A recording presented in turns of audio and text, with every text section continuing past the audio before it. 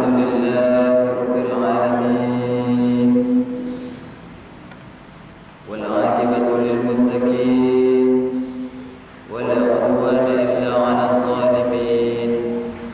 Asyhadu an la ilaha illallah wahdahu la syarika lah wa asyhadu anna Muhammadan 'abduhu wa rasuluhu sallallahu alaihi wasallam la nabiyya ba'da.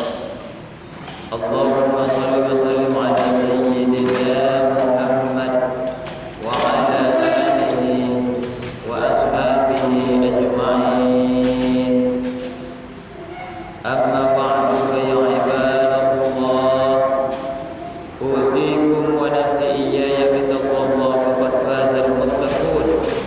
Ittaqullaha haqqa tuqatih wa la tamutunna illa wa antum muslimun. فقال الله تعالى في القرآن الكريم: أعوذ بالله من الشيطان الرجيم. يا أيها الذين آمنوا إنما الخمر والميسر والأنصاب والأزلام رجس من عمل الشيطان فاجتنبوه لعلكم تفلحون. صدق الله العظيم. Kaum muslimin, sidang jemaah Jumat yang dimuliakan Allah, pada Jumat ini dan seterusnya, mari bersama-sama kita meningkatkan takwa.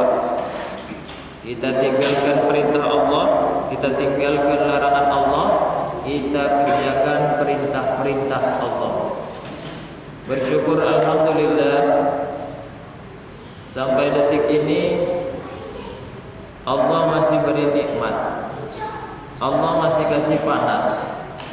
Allah masih turunkan rahmat, Allah hujan. Allah masih berikan kita kesehatan. Walaupun sekarang banyak musim pilek, demam, batuk, tapi alhamdulillah kita tidak dikategorikan penyakit-penyakit yang bahaya. Allah berikan kita keamanan. Allah juga jaga kita dan keluarga kita. Ini semua kalau dihitung-hitung kita tidak sanggup untuk menghitungnya. Salawat beriringkan salam, marilah kita kirim kepada junjungan alam Nabi kita, Nabi besar Muhammad sallallahu alaihi wasallam. Allahumma shalli ala sayyidina Muhammad wa ala ali sayyidina Muhammad. Assalamu alayka ayyuhan nabiyyu wa rahmatullahi wa barakatuh. Kaum muslimin sidang jemaah Jumat yang dimuliakan Allah, Rasulullah sallallahu alaihi wasallam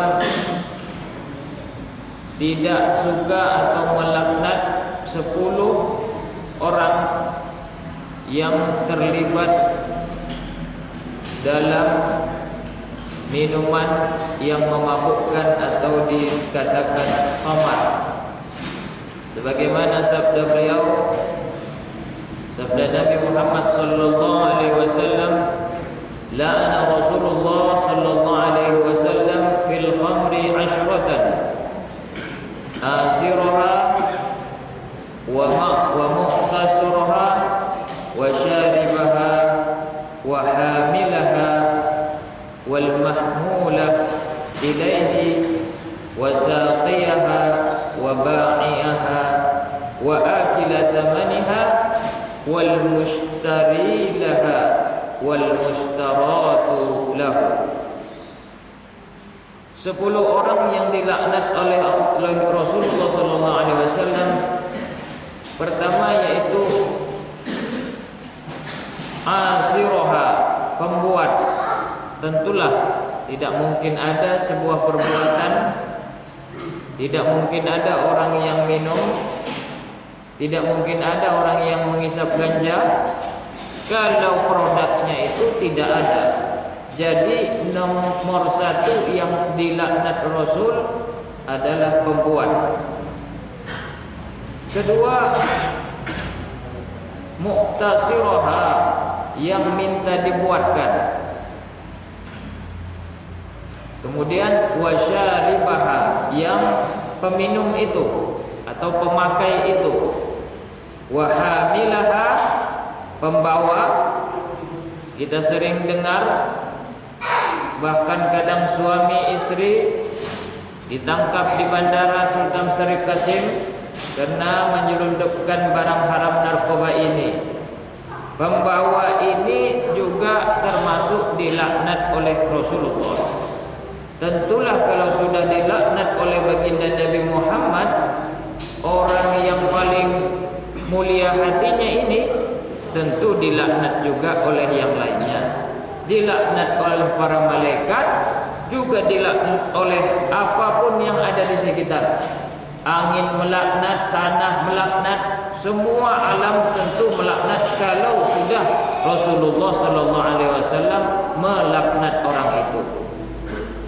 Yang minta dihantari atau minta diantarkan, yang menuangkan, penjual, pemakan uang hasilnya atau yang memakan hasil dari narkoba itu, entah anaknya, entah istrinya, ini juga jangan dianggap remeh. Ternyata ini juga kena laknat oleh baginda Nabi Muhammad.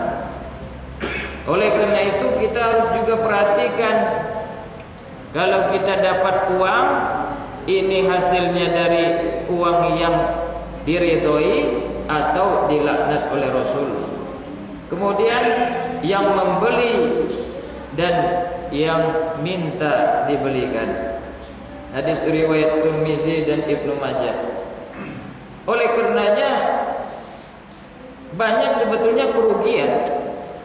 Kalau dipikir-pikir sampai 25 miliar dolar gara-gara narkoba ini. Itu bukan hanya Indonesia saja. Seluruh negara mengalami kerugian ekonomi gara-gara barang haram ini. Kenapa terjadi demikian? Itu gara-gara bisa oleh ketidakhadiran karyawan.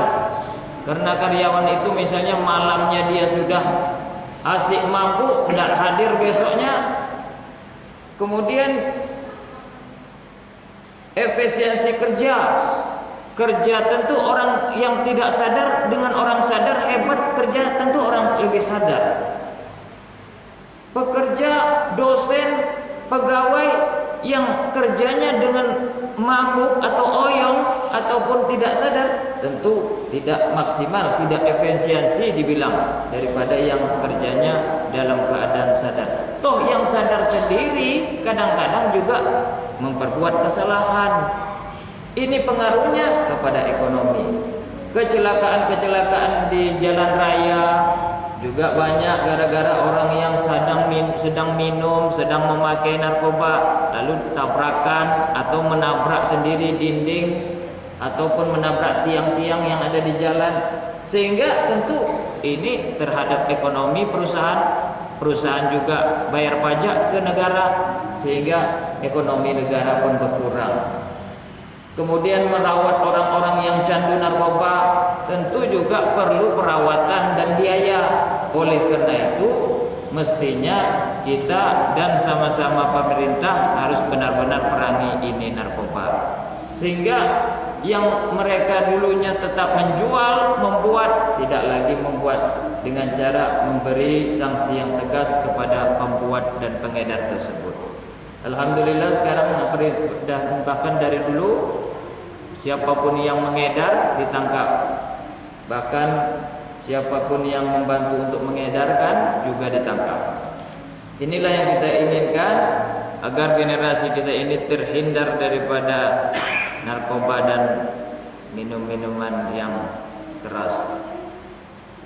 Oleh karena itu saya sendiri memberi ide supaya kita tidak terlarut kepada barang haram itu adalah dengan cara menjauhinya dengan sejauh-jauhnya.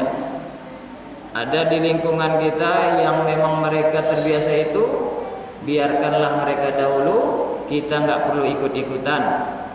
Nanti kalau mereka sudah mulai bisa untuk kita bawa kepada kebaikan, kita bisa nasihati secara pelan-pelan.